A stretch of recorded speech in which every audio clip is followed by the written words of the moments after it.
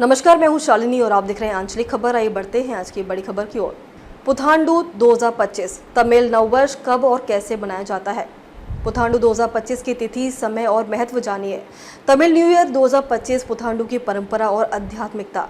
पुथांडु क्यों है तमिल लोगों के लिए खास, जानिए धार्मिक मान्यता, रीति रिवाज, पूजा विधि और परंपराएं। पुथांडु कब मनाया जाता है और क्यों, जानिए तमिल नववर्ष का इतिहास। पुथांडु 2025 में क्या है खास, जानिए पर्व से जुड़ी हर जानकारी। पुथांडु का आध्यात्मिक और सांस्कृतिक पक्ष। पुथांडु कैसे मनाते हैं तमिल लोग, जानिए पारंपरिक तरीका। नया साल या नई शुरुआत एक आत्मिक पर्व। तमिल कैलेंडर के अनुसार नववर्ष की शुरुआत को दर्शाने वाला पर्व पुथांडु इस वर्ष 14 अप्रैल 2025 रविवार को मनाया जाएगा। यह दिन तमिल समुदाय के लिए सांस्कृतिक और आध्यात्मिक दृष्टि से अत्यंत महत्वपूर्ण माना जाता है। भारत में जहां अधिकांश लोग ग्रेगोरियन कैलेंडर के अनुसार 1 जनवरी को नया साल मनाते हैं, वहीं तमिलनाडु, श्रीलंका और दुनिया भर में बसे तमिल लोग पुथांडु को अपने पारंपरिक नववर्ष के रूप में हर्षोल्लास के साथ मनाते हैं। धार्मिक मान्यताओं के अनुसार पुथांडु के दिन ही ब्रह्मा जी ने सृष्टि की रचना शुरू की थी। यही कारण है कि इस दिन को सृष्टि का प्रारंभ और सकारात्मक ऊर्जा के आरंभ के रूप में भी देखा जाता है। तमिल नववर्ष, जिसे पुथांडु कहा जाता है, हर साल अप्रैल महीने में 14 तारीख को के आसपास मनाया जाता है। ये दिन तमिल पंचांग के पहले महीने चिथिरई की पहली तारीख होती है। 2025 में यह शुभ दिन 14 अप्रैल को पड़ेगा।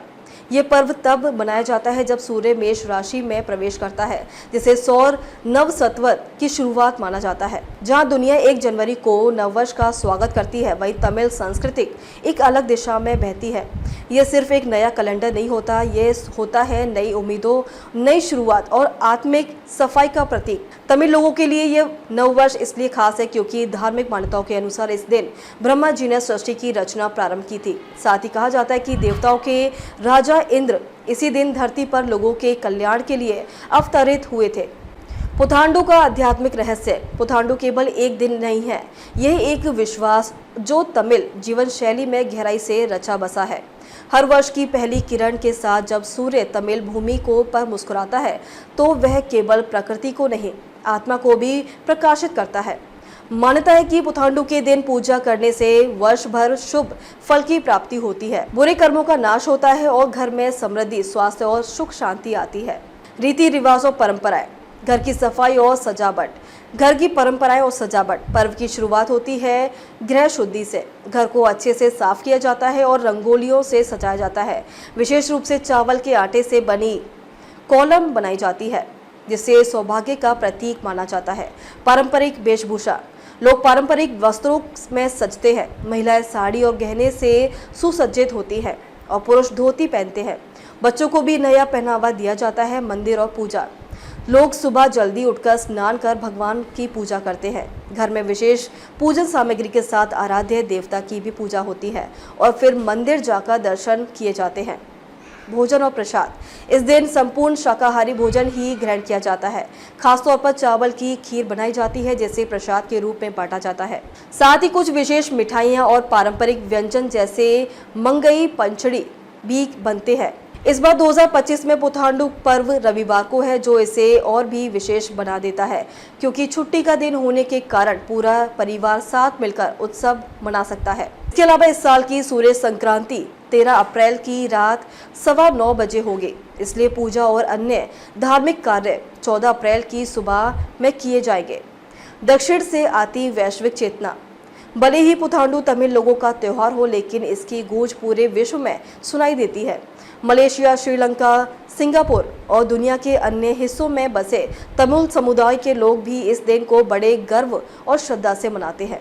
ये सांस्कृतिक जुड़ाव और आत्मीयता का त्योहार बन गया है, जो तमिल पहचान को वैश्विक मंच पर स्थापित करता है। इतिहास की परछाई में पुथांडु का उल्लेख संगम, शिल्पतिकारम और मणि मेघलई जैसे प्राचीन ग्रंथों में वर्ष के प्रारंभ को उल्लास के साथ मनाने की परंपरा का उल्लेख किया गया है। ये पर्व न सिर्फ धार्मिक बल्कि ऐतिहासिक विरासत का हिस्सा भी है। ये तमिल लोगों की सांस्कृतिक निरंतरता और समृद्ध परंपरा का प्रतीक है। आध्यात्मिकता से जोड़ता पर्व। पुथांडु केवल उत्सव नहीं, एक आध्यात्मिक अनुभव है। ये दिन व्यक्ति को आत्मविश्लेषण, परिवार से जुड़ाव और समाज के प्रति उत्तरदायित्व का बोध कराता है। जहां 1 जनवरी केवल कैलेंडर बदलता है, वहां पुथांडू आत्मा को नए रंगों से भरता है। जब पूरा देश वैश्वीकरण की दौड़ में अपनी संस्कृति को पीछे छोड़ रहा होता है, तब तमिल नववर्ष 2025 हमें याद दिलाता है कि जड़ें जितनी गहरी हो, वृक्ष उतना ही ऊंचा होता है। पुथांडू सिर्फ एक पर्व नहीं, एक पहचान है। यह तमिल संस्कृति की शुद्धता, गहराई और आध्यात्मिकता का उद्घोष है।